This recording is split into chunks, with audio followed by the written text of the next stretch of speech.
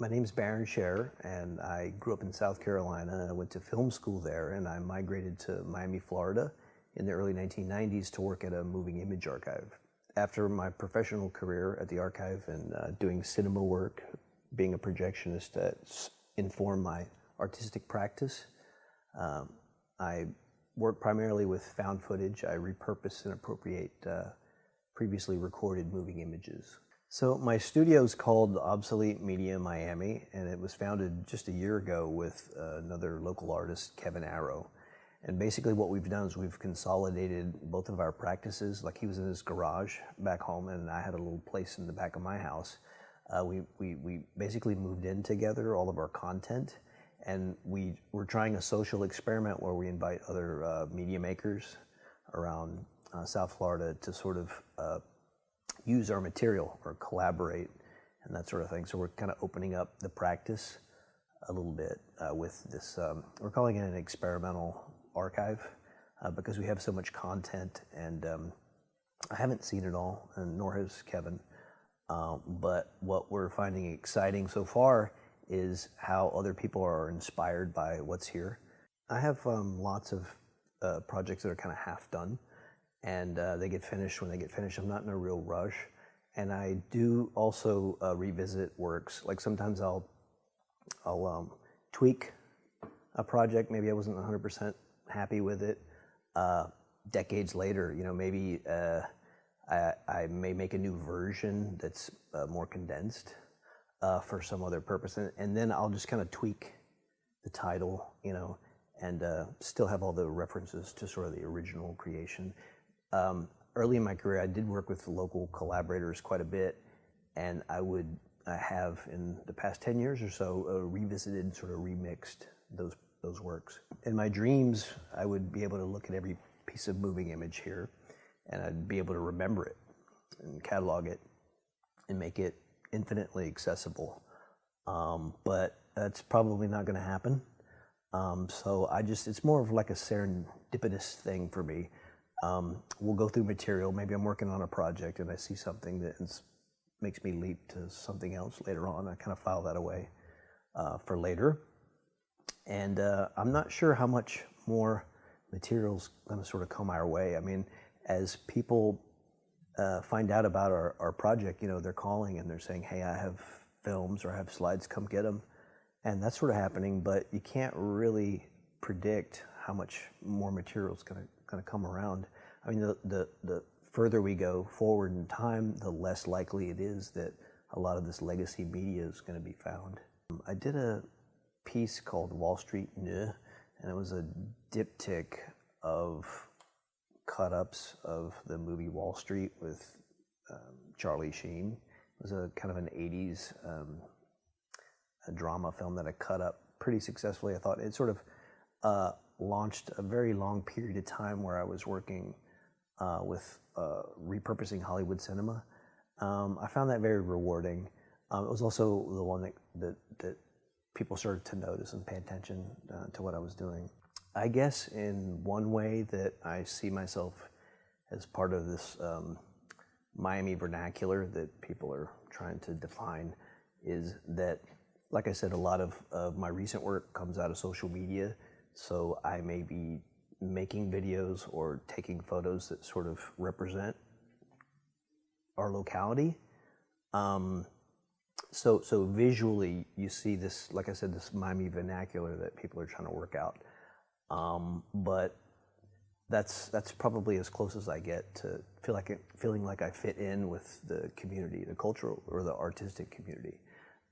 It's basically, I guess the reason is that I am local, and you can't help but be influenced, or at least for me, with my surroundings, geography, that sort of thing. In terms of working with people outside of South Florida, that might be sort of like working with gallerists to prepare, you know, for exhibitions and things.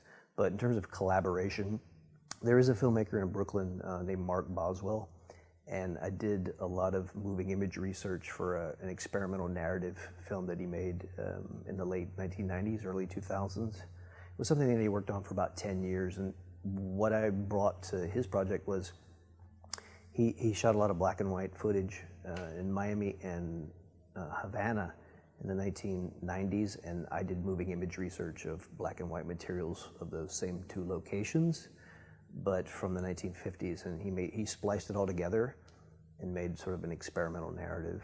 My studio mate, Kevin Arrow, we riff off each other quite a bit. He's a still image guy. He's a slide film collector, 35 millimeter slides, and we find that we have a lot of the same working methods. I'm primarily moving image based, but it's kind of the reason that we started the whole studio is we had such similar interests. There aren't a lot of other folks locally that I sort of have any kind of relationship with in terms of art making. It's a very material process.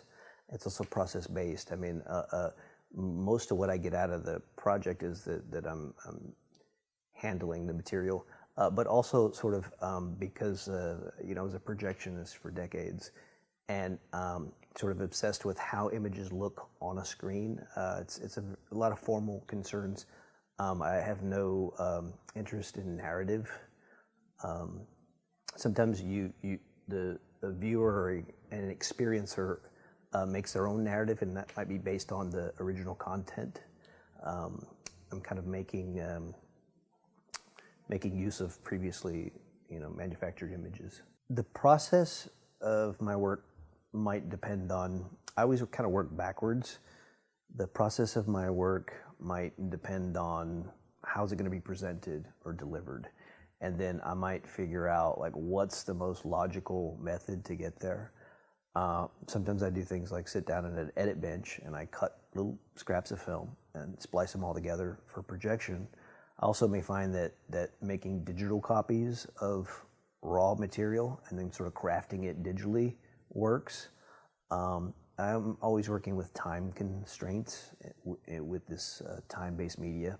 And of course, I'm always sort of beholden to how's it going to be presented? Like what kind of gear do you have on the other end to make the work happen? So I work backwards. I mean, a lot of the editing that I do of moving images is based on rhythm. I mean, there are 5 or 6 different sort of methods as defined by Sergei Eisenstein on like how you can edit moving images. Well, one of them is rhythmic, and I use that quite a bit. And so what happens a lot when I'm cutting films for display in whatever form, digital or actually projecting film, I listen to music while I play. And a lot of times I'll make sort of a mix to work to, and then I sort of get a rhythm based on what I'm listening to. And what I'll do is in the end, I'll incorporate that into the work. My approach to production has changed tremendously.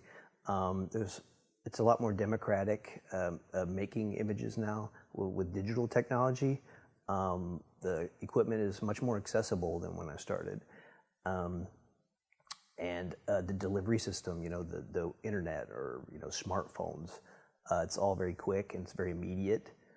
So it has changed immensely. I find that a lot of my recent projects actually start on the web, you know, in social media.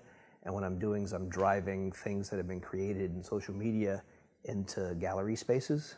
And that's kind of what I'm doing with the project for the Aesthetics and Values exhibition. Cool.